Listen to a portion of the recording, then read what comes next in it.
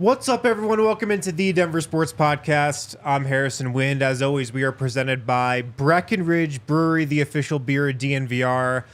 If you stop by the DNVR bar, right where I'm at today, right below me, you can get a Breckenridge Brewery Christmas Ale for $6 all month long. And that's a great deal because I don't know if you've had the Christmas Ale. Delicious. It packs a punch. You have two of those, and you're just like, whoa. It's like 7%. Yeah, it's sneaky good. Yeah. And I can still finish that whole mini cake back there. That's a joke from the Nuggets show. Guys, thanks for tuning in. My guest this week is NBA skills coach Michael Messer, who's also Michael Porter Jr.'s longtime trainer. I've got an interview with him that we're going to play here in a minute that I thought was really great. You know, Michael Messer's been training MPJ since he was in like middle school. And so he's got a lot of really cool background and insight on just like who Michael Porter Jr. is and how he's gotten to this point in his career, through the injuries, through everything. And he also just shared some cool details about what Mike is like behind the scenes in their workouts during the summer, what he's like when he's working out with Steph Curry and Trae Young. Some crazy stuff that he's seen Michael Porter do in the gym. So it was a really cool interview, and we'll get to that in one moment.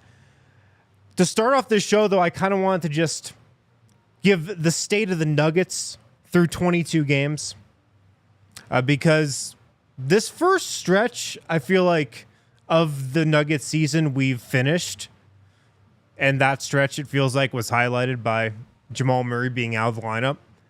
And with him back, it feels like a new stretch is about to begin. But through 22 games, here's just the state of the Nuggets. They're 14-8, third in the West. They have the 10th best offense, the 12th best defense. And they've only had their starting five available for 8 games. They're 6-2. Some storylines from the first 22 games of the season. Like I just mentioned, the first one is Jamal Murray has only played in 9 of 22 games.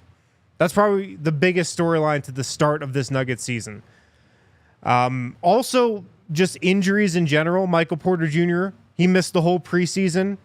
His ankle injury has caused him to start a little bit slower than I think some of us expected him.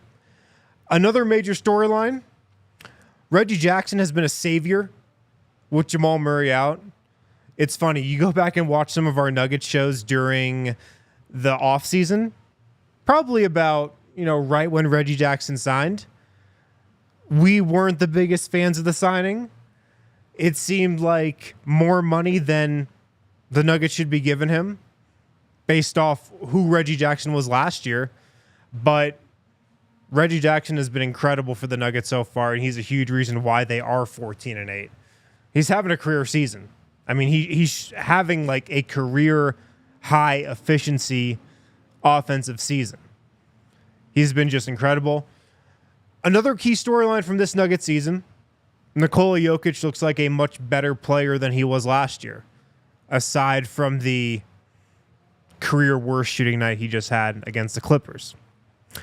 Another storyline, the bench, still a question mark, but you can see the vision.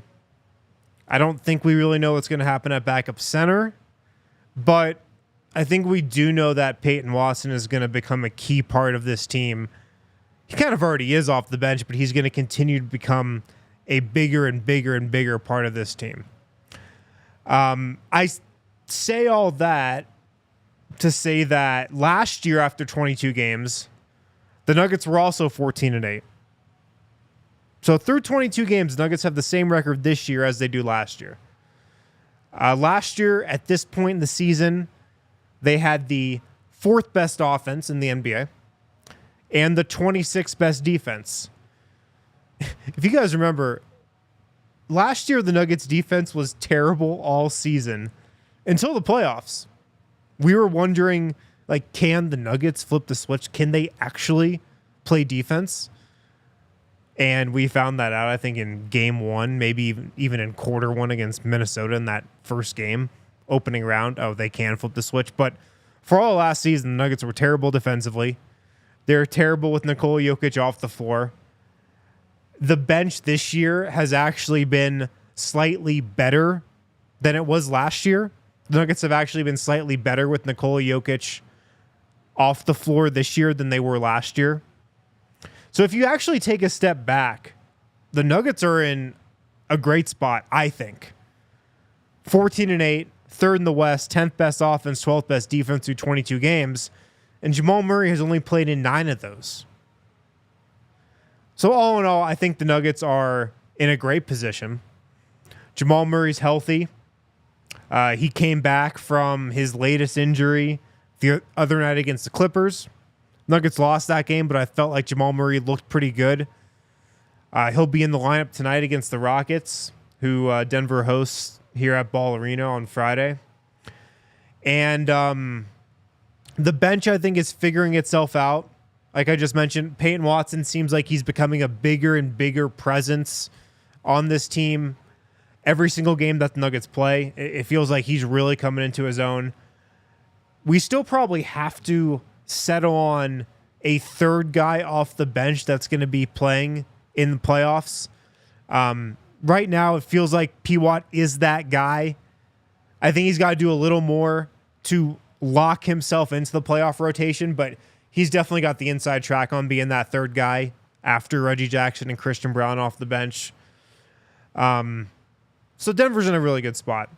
14-8 through 22 games, and they've got the Rockets at home tonight, who it seems like they play every single game. I think they've already played them 4 times this season. All right, I'm going to hit a quick break, and on the other side, I'll get to my interview with Michael Porter Jr.'s skill coach, Michael Messer.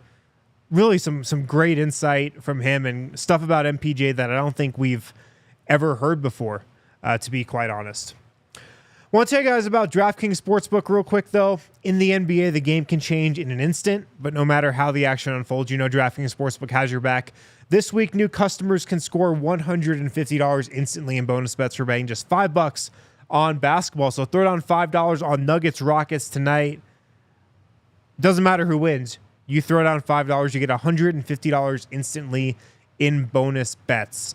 Download the DraftKings Sportsbook app now. Use code DNVR. New customers can get $150 instantly in bonus bets for betting just $5 on basketball.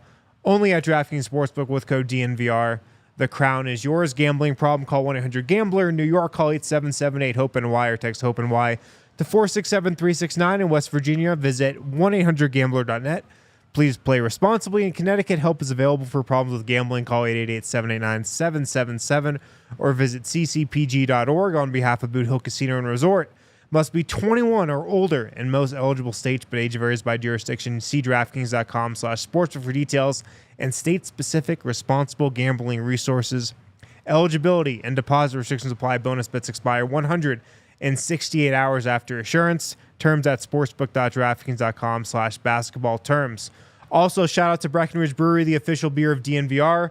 The beer of the month here at the DNVR bar is the Christmas Ale. $6 all December long. Get you in the holiday spirit. Get you drunk as well. So it does 2 things there. If you don't know where to get Breck Brew, check out the Breck Brew beer locator on their website. All right, without further ado, Tiff, let's roll that interview with Michael Messer, Michael Porter Jr.'s NBA skills coach. I think you guys will enjoy this. All right, joining me on the Denver Sports Podcast, Michael Messer, NBA skills coach.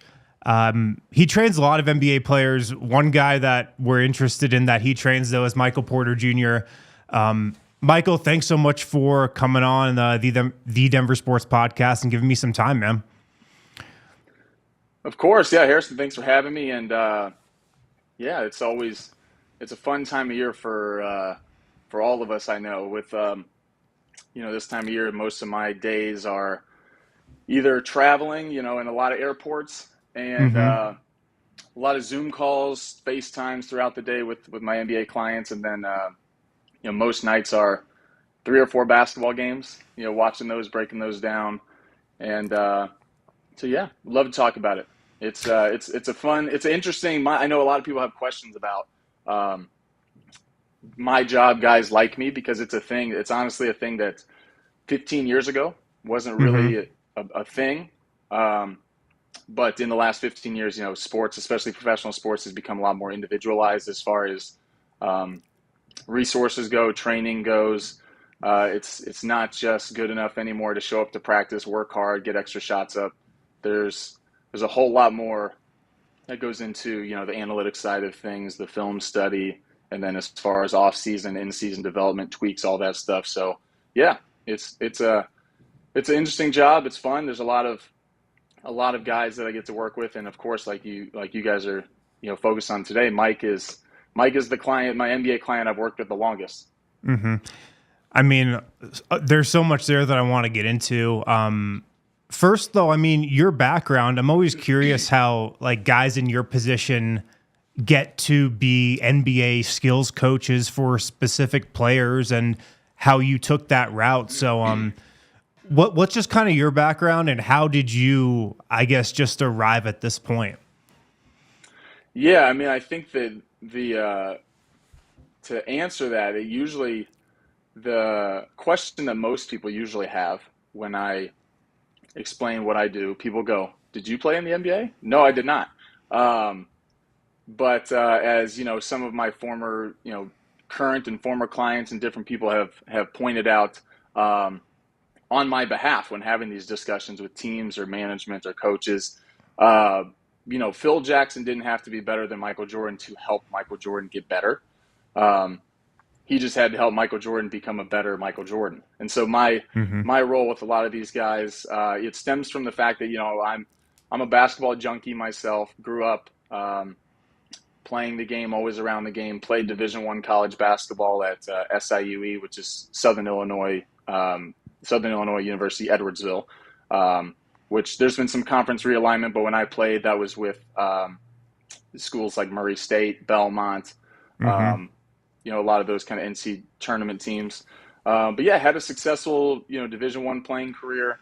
Um, was going to play overseas, even signed with an agent, was in Las Vegas um, at the same time as I can't remember if the schedule is still aligned, but at the same time as the NBA Summer League, you would have there was something called the Global Basketball Summer League, which was an international summer league that was going on for like the same 10 days, 2-week time period. And the story of how I got into training was, I was training, preparing myself to go play professionally overseas, and was down there with my agent, and in actually practice before the very first game. We're Mm-hmm. doing some 2-on-1 fast break. I come down on someone's ankle, um, end up being on crutches, couldn't play the whole week. Find out later I had a slight tear of a ligament in my ankle. And so then it was like, all right, I've been preparing to go play overseas.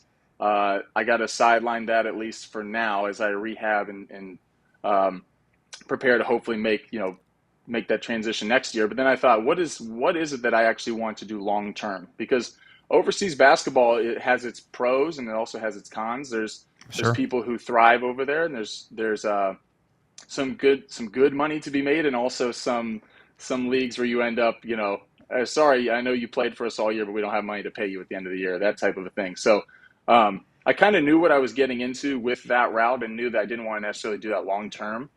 Um, so at the time, um, I actually got connected. It's funny. I am familiar with you guys and your guys' podcasts, Mm-hmm. and I know we follow each other on social media, so you'll definitely know this name I'm going to bring up.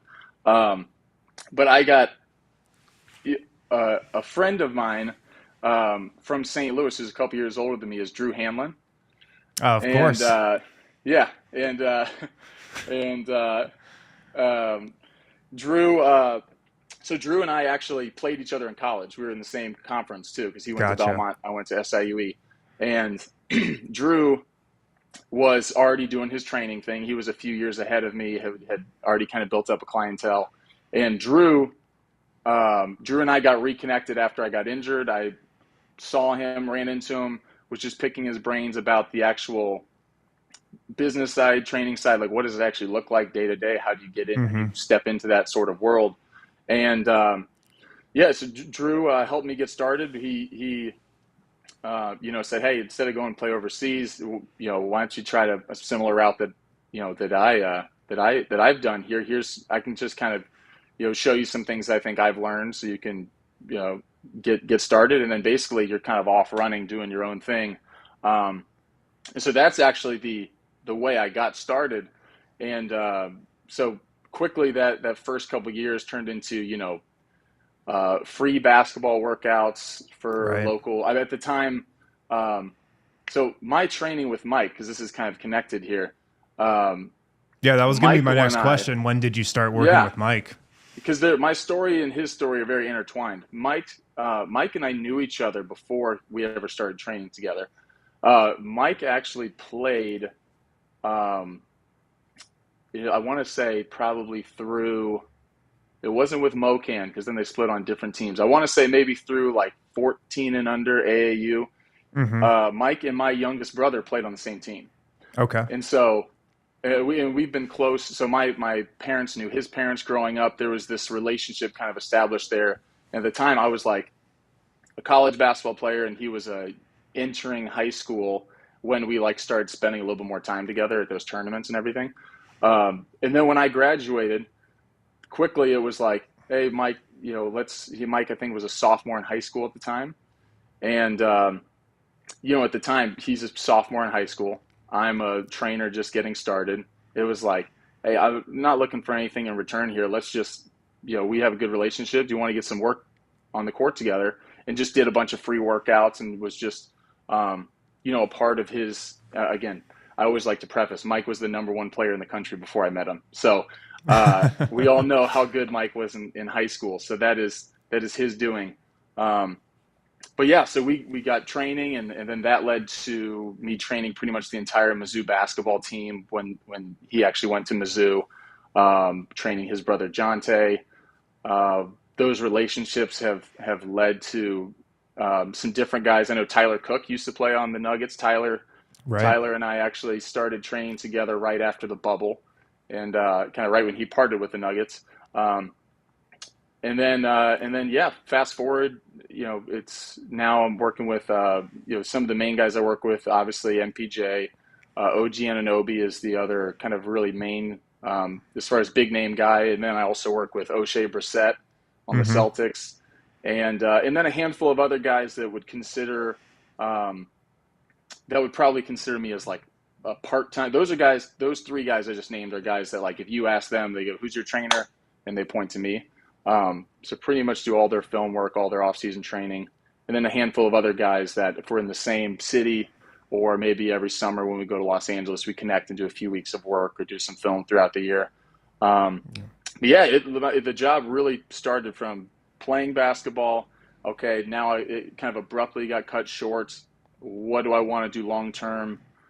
This looks like a career I could do even when I'm older and the body is not keeping up as it did when I'm 21. And then that's kind of how it. I'm happy to answer more questions about it, but that's kind of the overall story of how it started. No, that makes a lot of sense. Where are you based out of? Are you in St. Louis? St. Louis, yes. Okay. My wife and I and our 2 kids live in St. Louis, Missouri.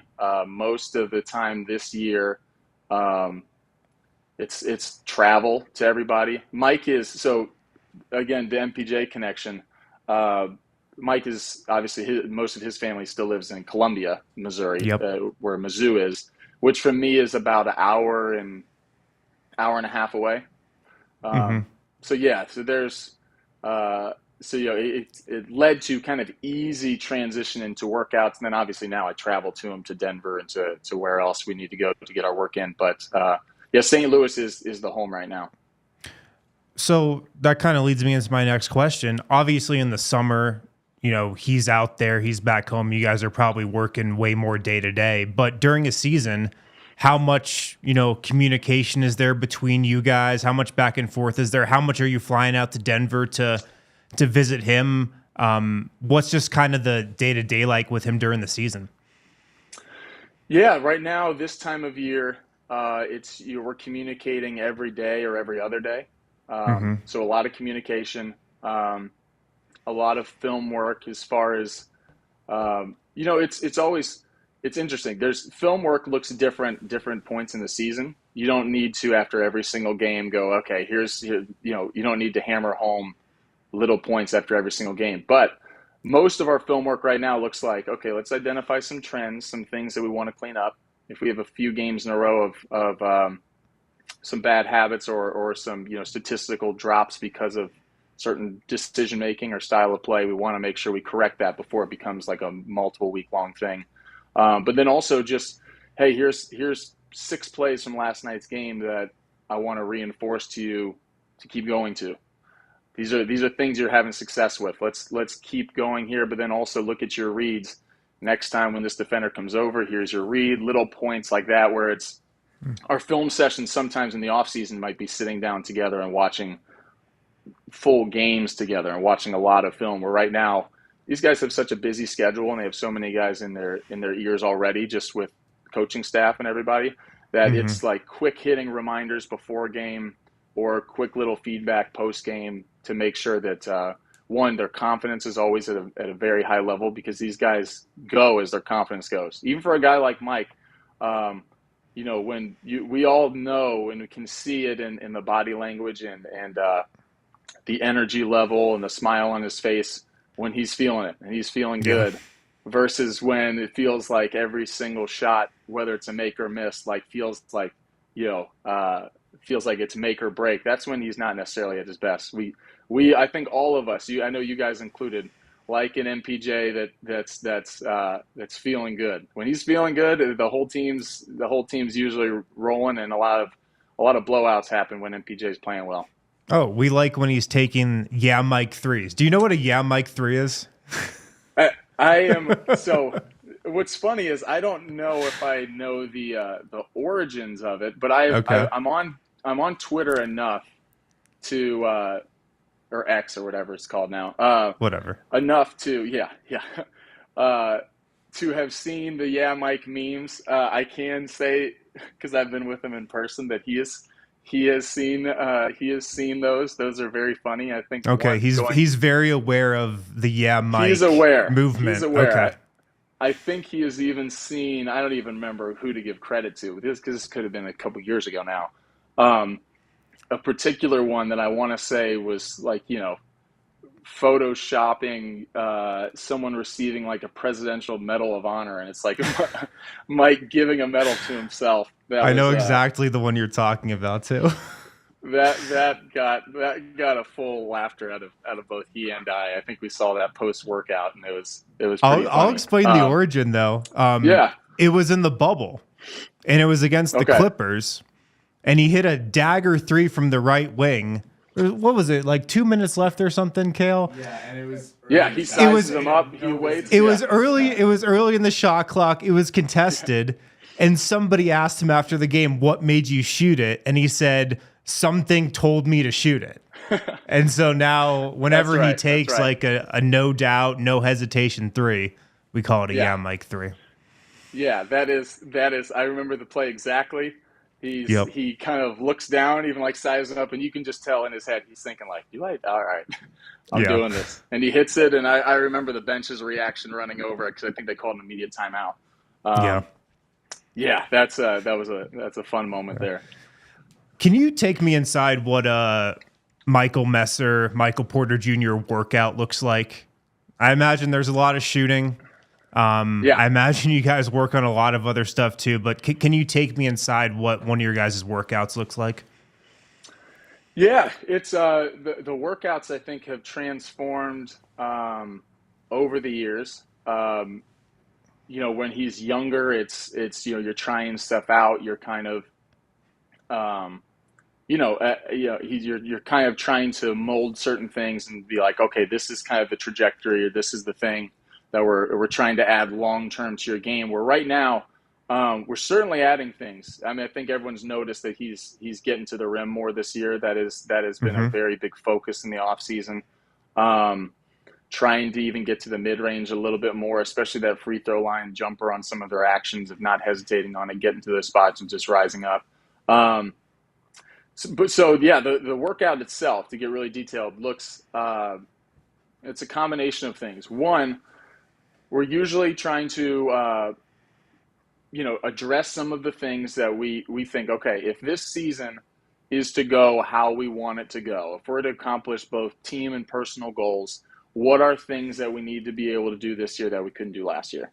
That's an important thing because obviously we're not trying to just stay the same. All these guys, other teams are getting better, other players are getting better, and Mike is a very driven person who wants to keep getting better. So we look at some of those things. We work on some specifics this year. Again, some off the dribble, out of the dribble moves, how to specifically get to our spots efficiently. Because not everybody needs to. Mike doesn't have to over dribble, but he's shown in some of his games recently that attacking closeouts off the bounce, also just a little bit of what we call this hang dribble, where Mike loves that left to right pull, where he's kind of got that ball hanging in his left hip pocket, and at the last second he decides either pull up or drive. Or lately he's started adding a little bit more of the crossover, which we've been working on, just kind of out of that same motion that freezes your defender, gets your eyes to the rim. So we work on some detailed stuff off the dribble like that.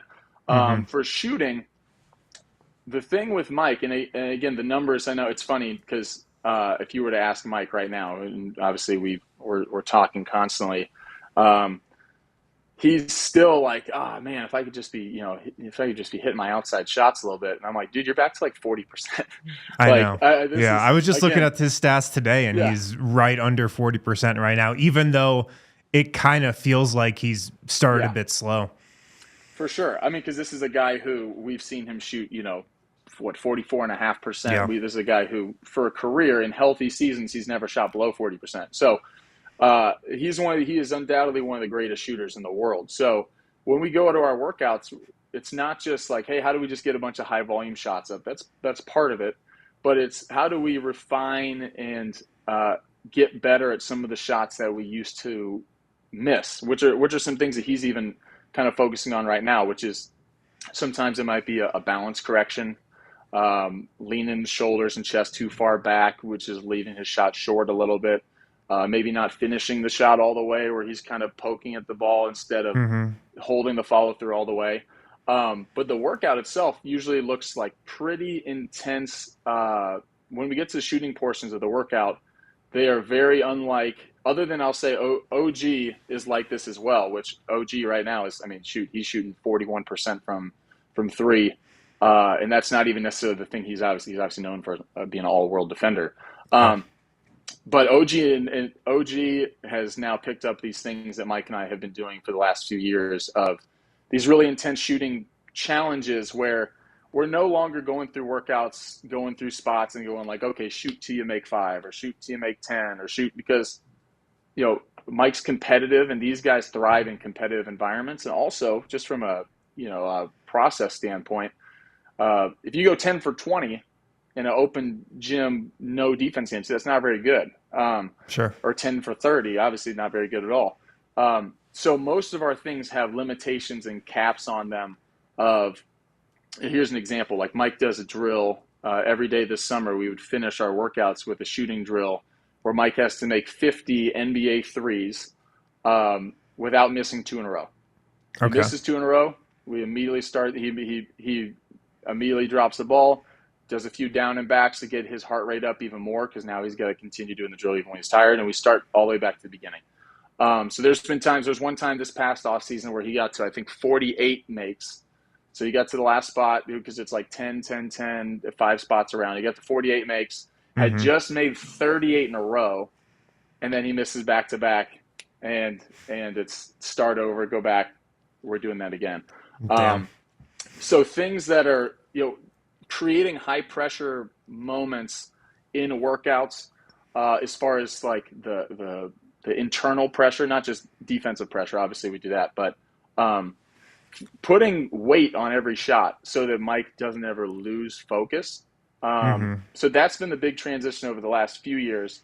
is how do we, we all know, even some of the best players, even like Steph and these guys, when all of a sudden he gets that look in his eye and he's like, all right, now I'm locked in. Or if he misses a few and he gets kind of loose and then he refocuses and goes, okay, now I'm locking in. So Mike and I had a lot of conversations of, hey, you're already one of the best shooters in the world. As each year progresses, you're getting higher and higher on the scouting report as far as don't let this guy just shoot open catch and shoots. Okay. We know you can rise up and shoot over guys. We want you to continue taking those because those are good looks for you. So how do we, one, create some more separation to get easier looks when defenders are up into you? But then also, how do we train you mentally to continue just to never lose focus and not have to flip the switch of like, okay, now I'm back into it. So all of his workouts have that element of, there's a punishment if we miss and we got to start over. Or he does, our longest drill we do is about a 30-minute drill where he has to make 250 NBA threes. And the way it works is he has to make 20 in a row, he has to make 20 at 5 spots around the arc. Then he has to do 25 from 4 spots, deep threes off the dribble, where he has to make a dribble, move, and shoot at kind of like the slots and the 2 wing spots. And then the last round is rapid fire, 10, 10, 10, 10, 10, 50 as fast as you can. But we have a rebounder and we have multiple guys tracking his makes. And if he misses below a certain percentage, so like for him, he's trying to shoot over 75% in that drill. And if he shoots below 75%, misses more than 90 shots in that workout, we start the 30-minute workout or that 30-minute drill over again. So he's a crazy worker, which makes it easy for guys like me to push him because he wants to be coached. He wants to get better. He knows that there are things that he's still adding to his game. He knows that there are things that he's still strengthening in his game. And the workout looks like you would expect, which is very few misses. Yeah. Very few misses, especially we had a workout a couple years ago where we were in Los Angeles and it was I was there with MPJ and Trae Young, who's a good friend of Michael's. They played on the same OCAM team growing up, and Steph Curry. And Steph was there with his trainer, Brandon Payne. And we did kind of this group workout between the three of the 2 of us trainers and the 3 guys playing. And those nets were destroyed at the end of the day when you had Steph, Trae, and MPJ shooting for about an hour and a half. So yeah.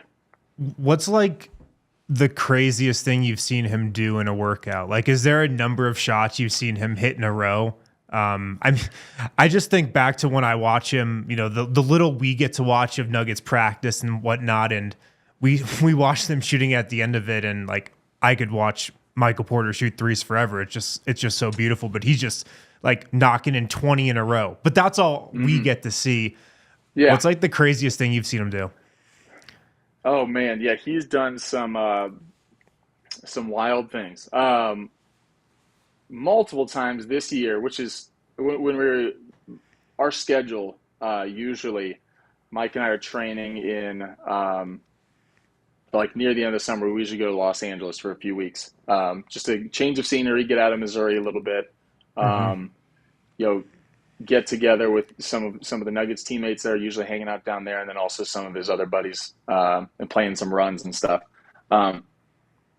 But Mike, I've seen multiple times that 50 in a row, the 50 drill, I've watched multiple times at the end of workouts with guys in the gym, like, Jason Tatum, KD, because some of these guys, we work out at the same gym, where, we're about to be done with the workout.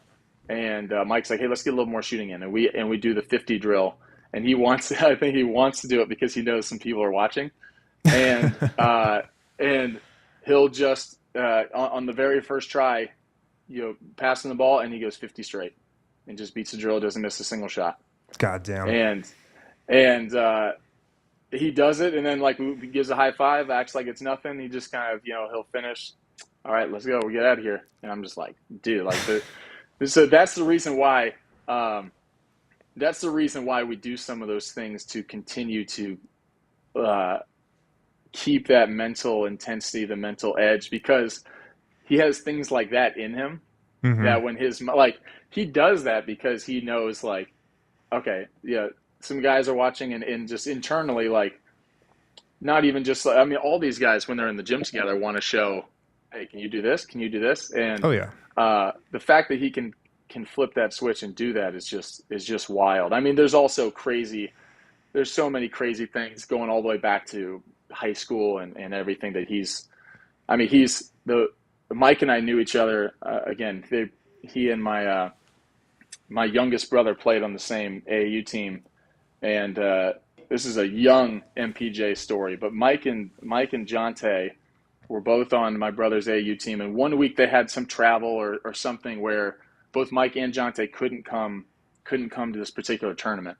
And I remember because I was there, and my brother's team played this team, the best team in the tournament, got blown out by like 20, and they were just like, ah, oh, dang! If Mike and Jonte were there, the very next week they play the same team in a different tournament. The only difference is they added Michael and Jonte, and they won by 45 points to the exact same team. Yeah. So I mean, this was back in 7th and 8th grade. He's windmilling in warm-ups. He's doing just stuff that you're like, that's not. Yeah, everyone's like, there's no way there's a 7th grader. And like, oh, he's a 7th grader. And he looked really young and baby faced, and he's 7th grade, and he's at the time was like 6'4" probably, and he's already a 7th grader. Windmilling. By the time he's like 8th grade, he's like 6'6", and then he gets to high school and he's like 6'9", 6'10". But yeah, there's so many stories as far as what he does in workouts that are. Again, a lot of them shooting related. I've also seen him play ones against I won't throw out any names because I don't want guys to look bad like other guys in the league, but he's played ones against guys that you would be like, oh, he's beating that guy, and he'll do it and do it pretty handily because you just, defensively, there's very few guys. OG might be one of the guys because he's just so long and strong too that can give a good contest on Mike. No one can really contest that shot with how much he elevates and his ability to shoot. For sure. You mentioned you guys worked on getting to the basket more over the summer, and like we've clearly seen that this year. We talk about that on the show, the post-game show all the time, how it clearly seems like he's trying to get to the basket more. He pulled out a move, I think in a couple games ago, where he did like a hop step back to his right, which I've like never seen before from like a right-handed shooter. How would you just describe like his work ethic? Because you're behind the scenes with him more than anybody, and like he's been through so much. I mean, you've been with him since like middle school, but he was the #1 recruit, goes to Missouri, the back surgeries, getting drafted, working his way up with the Nuggets. I mean, there's a lot there, but just like his work ethic, you see it more than anybody. Yeah. No, I think that Harrison, you hit on a great point there. It's so easy to, especially when he's healthy and moving and doing the things he's doing, to almost take for granted the fact that like this guy had 3 major back surgeries. And it's not that people don't talk about it because they do, but I do think, I mean, even myself as someone who's been with him well before any of those injuries, and then obviously has continued with him throughout in some of those really dark days. The last time he had gotten injured, I was actually at that game in the arena, Ball Arena, when he went on the fast break and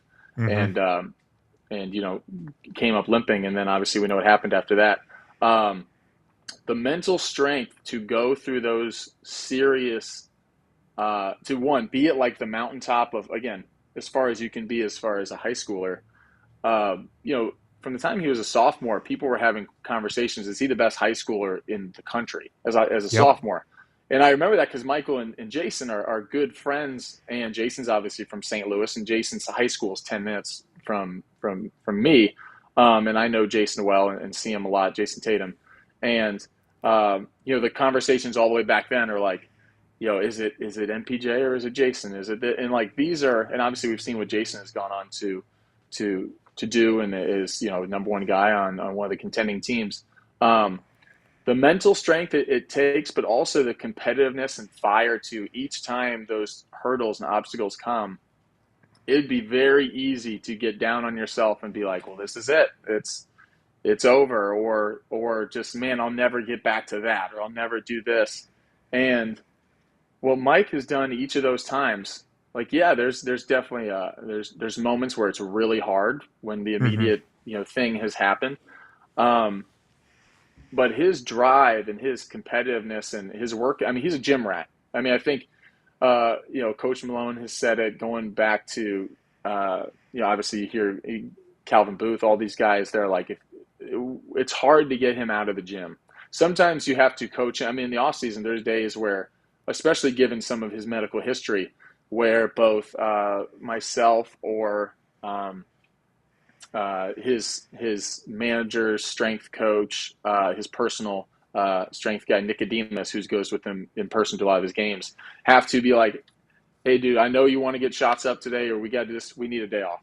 Because he is just like, and then he'll immediately push back and be like, no, because I know so-and-so's not taking off. I'm like, but dude, they also haven't gone through what you've gone through. We want to make sure we're smart about this. And that doesn't mean don't work as hard as possible, because he works crazy hard. But I think he's gotten a lot smarter the way he works. I mean, he always has been good about taking care of his body, but especially with the things he's gone through. The diet is tightened up. The workouts are very specific. We're constantly watching, and even putting him through things, knowing like, hey, this is a day that is, lighter on the body. This is a day when we want a little more physical contact. Here's the days throughout the off season in Los Angeles where we need you to go play in these runs, because we need your body to go through that and to be, going through all that. And then also, we're going to get so much work in, Mike, and he works as hard, if not harder, than any of the NBA guys that I know. But it's funny, as hard as he works, he always wants to do even more. And so you have to kind of, be that person sometimes to have hard conversations, and be like, hey, let's attack it even harder tomorrow. Today we got to go ice down. We got to make sure we're taking care of ourselves. I've asked Calvin about Mike's work ethic a lot, and he's said championship level work ethic, and he doesn't say that about everybody. So I mean, it's true. The last kind of bigger question I've got for you is a really cool story over the last year or so has been like Mike leveling up as a defender, and him just really buying into his role and doing what the Nuggets need him to do. And I mean, you know his story better than anybody. Former number one recruit who was like one of the best scorers ever in high school. What's been your take about how he's kind of pinpointed his game a little bit, I feel like, to play alongside a couple other great scorers in Nikola Jokic and Jamal Murray, and he's on a team with so much talent. Part of me thinks that, like, in other situations, he could be scoring like way more.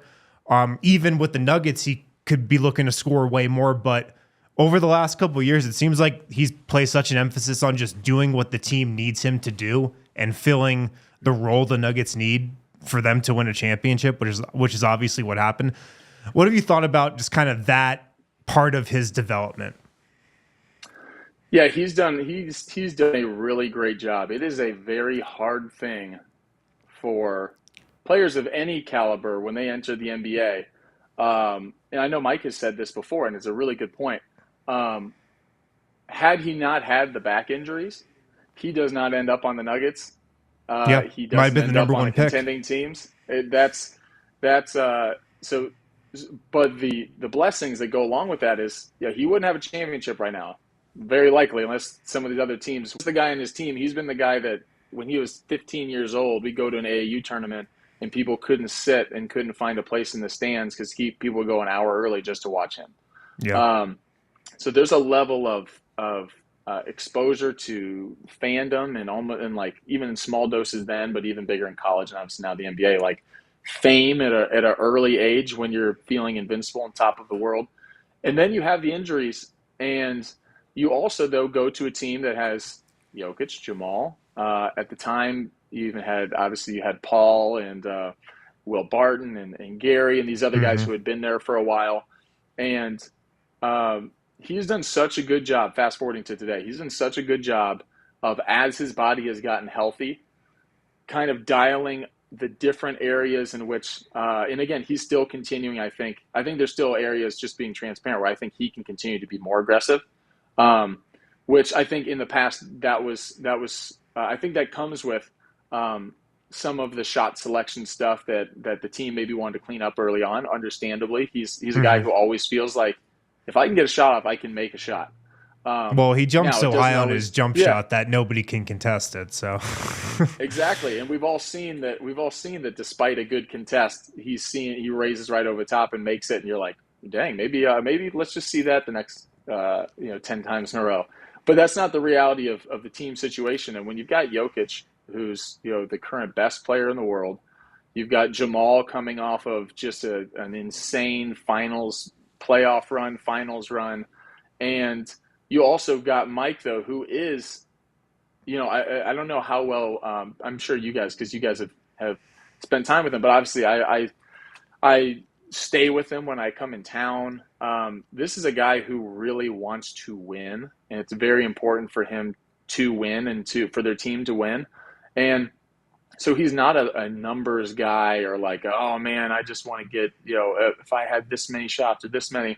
Of course, there's games where I think that we wish he, would get some more looks. And there's other games where you're like, hey, here's the right decision, here's the right play. But he's done a really good job of, one, I think the shots that he is taking, the getting to the rim is a very important thing that I think fits within the team dynamic of what they need. Yeah. Committing himself to not just defensively, which he's made very good strides in, but also rebounding. Obviously, averaging a career high, I think it's at 8.1 maybe right now in rebounds. And if you take out a small stretch here or there, he's been a pretty consistent double-double the last handful of weeks. Yep. So you add those in, but it is always a fine line of, all right, how do I, if I was in his shoes, it'd be a tough thing sometimes to think, okay, how can I be properly aggressive? And then when I sit back sometimes, am I being too passive?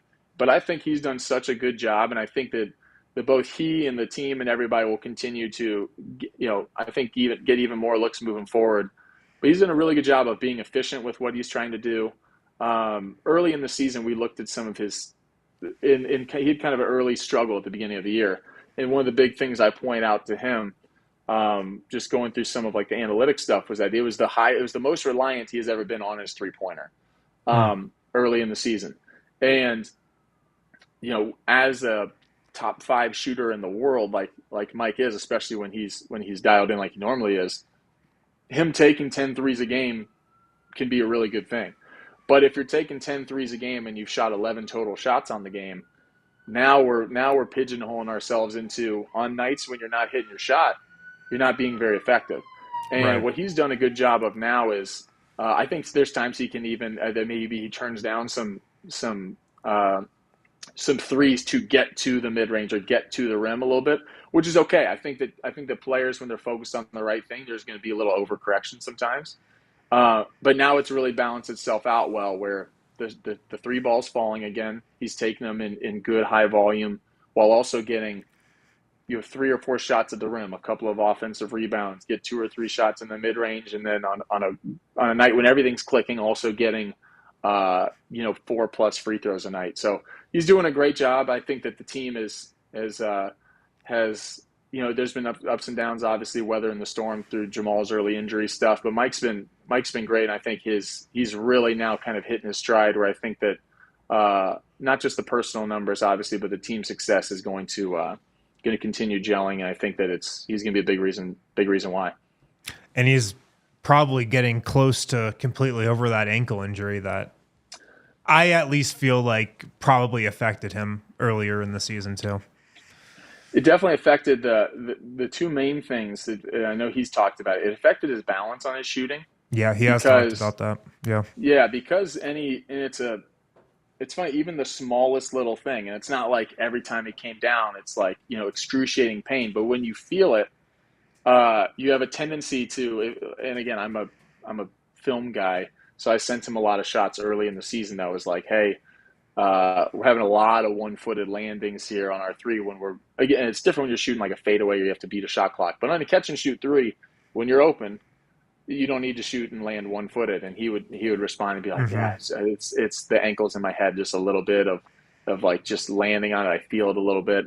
And that's gotten, that's improved a lot throughout. And then he also, it was one of the reasons he was so three-point reliant early on was makes sense. He'd just come off the ankle injury. He'd also missed the whole preseason.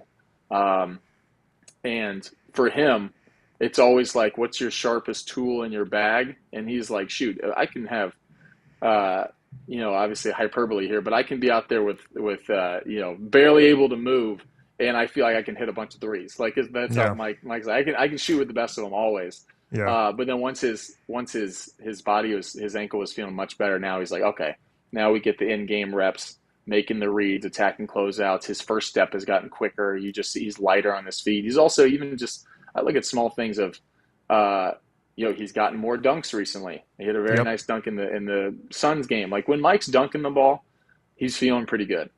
Yeah. When he goes away from, when he has some opportunities to dunk and he's not, it's usually either just, sometimes it's just fatigue, and then other times it's like, the ankle or certain things sometimes creep up, but he's doing a great job so far. Michael, I feel like I could talk about Michael Porter all day, but thanks so much for giving me some time. And I really appreciate it, man. Let me know when you're in Denver, and we'll definitely get a drink or something. Absolutely. It's I don't know the dates off the top of my head because I don't have my schedule in front of me, but sometime in the next few weeks, probably next couple weeks actually, I'll be back over there. So I'll definitely let you guys know, and we'll have to connect for sure. Yeah, sounds good, man. Appreciate it. All right. I'll see you. Thanks to Michael Messer for hopping on the podcast, dropping some knowledge on Michael Porter Jr. I don't think he's a vegan still. I don't. I did not get to that question with him, but I don't think he's still vegan. I don't. Great interview there. Dropped a lot of knowledge. He had some insight on Michael Porter that I've never heard before, so it was great talking with him. Guys, if you're looking for a great holiday gift for your dad, a friend, keep it easy, keep it simple, hit up Breckenridge Distillery, pick up some Breckenridge bourbon for them. Best bourbon around. Breckenridge Distillery is the world's highest distillery. Founded in 2008, they're most widely known for their blended bourbon whiskey, a high rye mash American-style whiskey. Breckenridge Bourbon, one of the most highly awarded craft bourbons in the entire United States. So you can go to BreckenridgeDistillery.com. They have products available in all 50 states. Shop your local retailer, or you can go there, BreckenridgeDistillery.com, for home delivery of their award-winning Breckenridge spirits. So if you're looking for a holiday present, keep it simple. Give somebody a bottle of bourbon. Nobody's ever been mad at getting bourbon for around the holiday season. Guys, if you're busy, if you work a lot, if you don't have a lot of time to cook, check out Factor meal kits. I tried a bunch of these a couple weeks ago. Factor sent me a nice little care package. I got 7 meals. 7 days later, they were all gone. This is really good stuff. You just keep them in your fridge. They're ready-made meals. Pop them in the microwave for 2 minutes. Boom, they're good to go. So you can skip the stress of meal prepping over the holidays with Factor. Choose from 35-plus weekly flavor-packed, fresh, never-frozen meals that support a healthy lifestyle and meet your meal preferences, all delivered right to your door. And like I said, ready to eat in 2 minutes. They're healthy, calorie conscious. You feel good after eating them. It's really good stuff. They have tons of different options too. Just go to their website, pick out what you want, get delivered right to your door. Go to factormeals.com/DNVR50, factormeals.com/DNVR50 to get 50% off. 50% off. DNVR50 at factormeals.com. Finally, check out Shady Rays, shadyrays.com. You can use the code DNVR, get 50% off 2+ pairs of polarized sunglasses.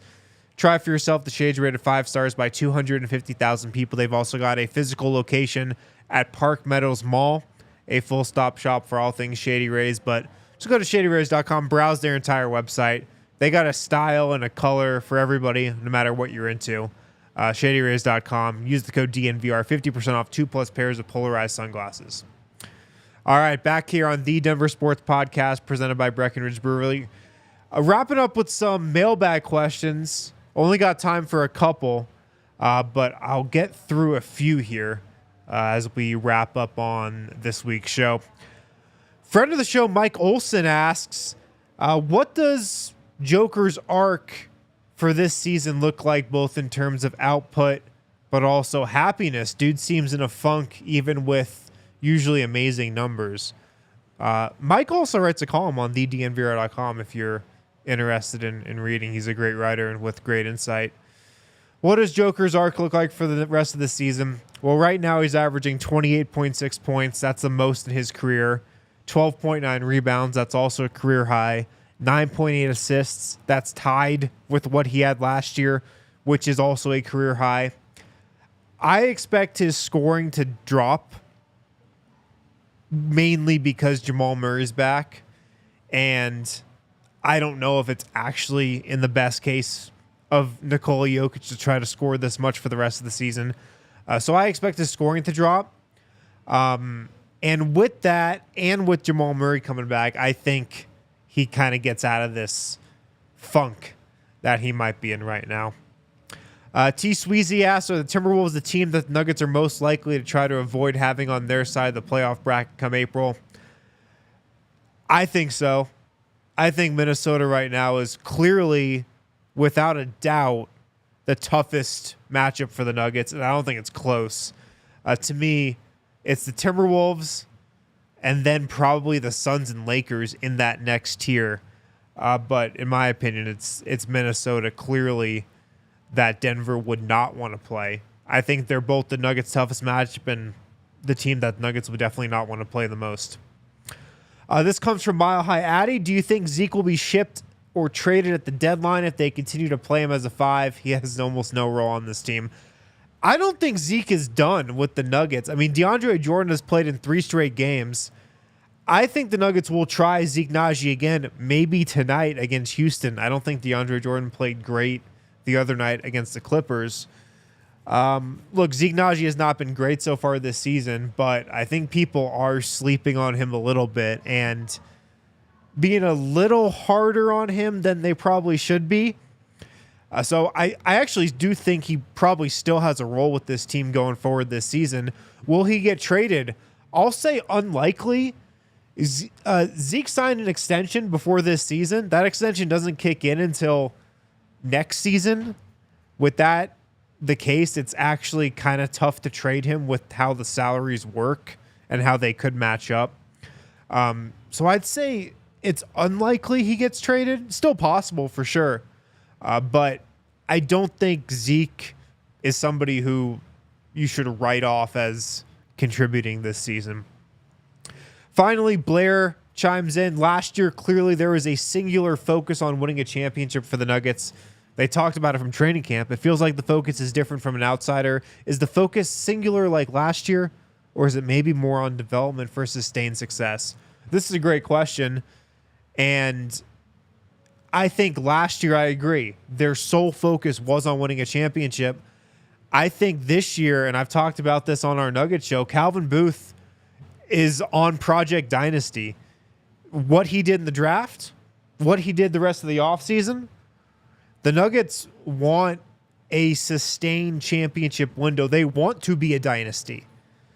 So I think the Nuggets would rather not win the championship this season and then win it the next year and maybe win it 3 times in 5 years instead of winning it 2 times in a row. So I kind of see what you're saying. I think the Nuggets would trade not winning the championship this year for winning it like 3 times over the next 5 or 6 years.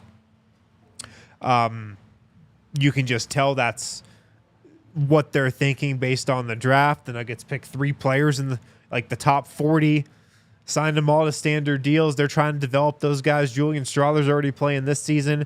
Peyton Watson's a big part of what this team is doing. Denver definitely wants sustained success over just one championship this season going back to back and then being done. Guys, thanks for hanging out on this edition of the Denver Sports Podcast. Hope you enjoyed the interview with Michael Porter Jr.'s NBA skills coach. If you could, drop us a quick like. If you're listening to this as a podcast, leave me a 5-star review, leave me a rating. Really appreciate that as well. Thanks for tuning in. Talk to you guys next week. We all silly like the mayor.